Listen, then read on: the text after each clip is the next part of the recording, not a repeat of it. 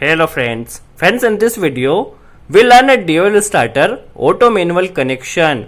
First understand where required a dual starter auto manual connection. So in some applications, we need to run our motor starter manually. That means when we press start push button, our motor starter run, but only for when we press push button. If we stop pressing push button, then our motor starter will stop. And in some applications, we need to run our motor starter auto. That means when we press push button only for one time, our motor starter run permanently. This is known as auto connection. So by using this connection, you can run your motor starter auto as well as manual. For auto and manual, we use one selector switch. If selector switch is in stop position, our motor starter will run manually. If we press selector switch, then your motor starter will run automatically. How this connection will happen, we'll learn very easily. First understand which component is required for this control wiring. So need one starter, one contactor, one overload relay, one stop push button, one start push button, and one selector switch. It is a one-way selector switch, and you can use also NO or NC as you can use.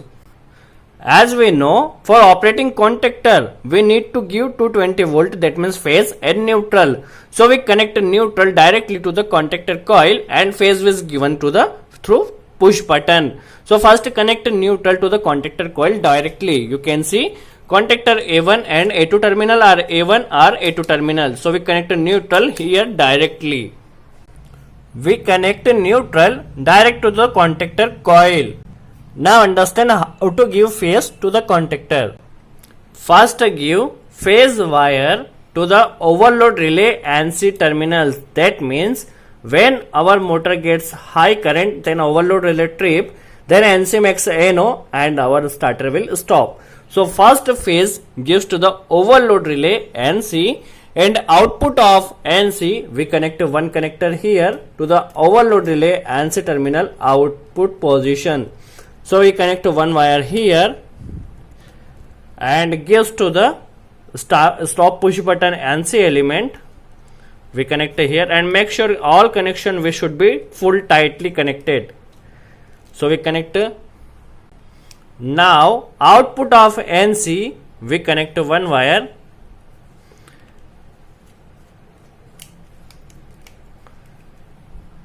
and gives to the NO input terminal.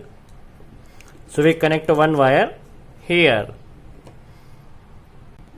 Now output of NO terminal we connect one connector here and gives to the contactor coil. That means when we press start push button, our motor starter will run.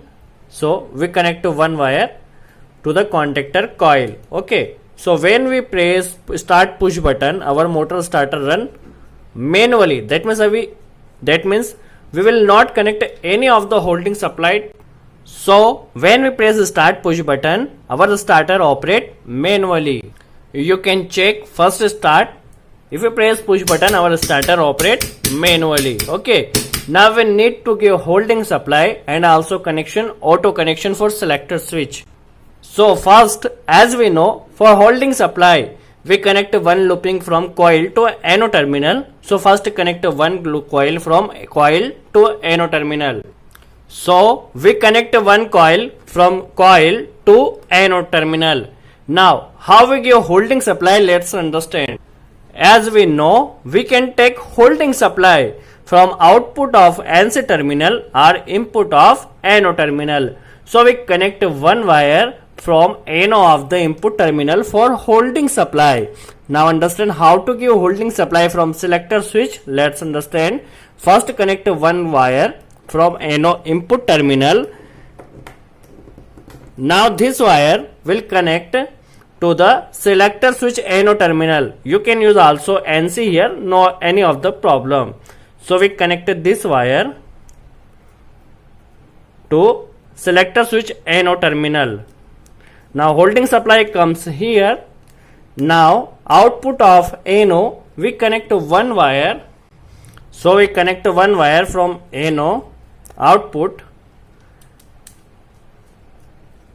and gives to the contactor NO terminal. Okay, as we always gives a holding supply to the motor starter, so we connect this wire to motor contactor NO terminal.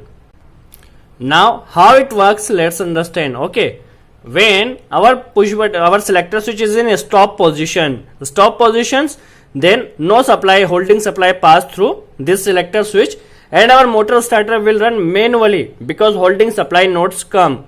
When our selector switch is in a start position, then holding supply comes here. When we press the start push button, our starter operate, then contactor operate, that means this NO makes NC and our starter operate permanently. How it works, first understand. First, selector switch is in a stop position. Stop positions, so our starter will run only for manually. Okay.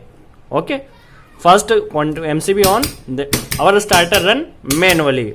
Now, when we press start selector switch, when we press the start push button, our starter run automatically stop, start, stop, start. When we require to run starter manually, so we run manually. By using this connection, you can run your starter auto as well as manual. In many of the applications, this connection is required. I hope you like this video. If you have any of the doubt, please ask in comments box. For today is enough. We'll meet next video. Thanks for watching.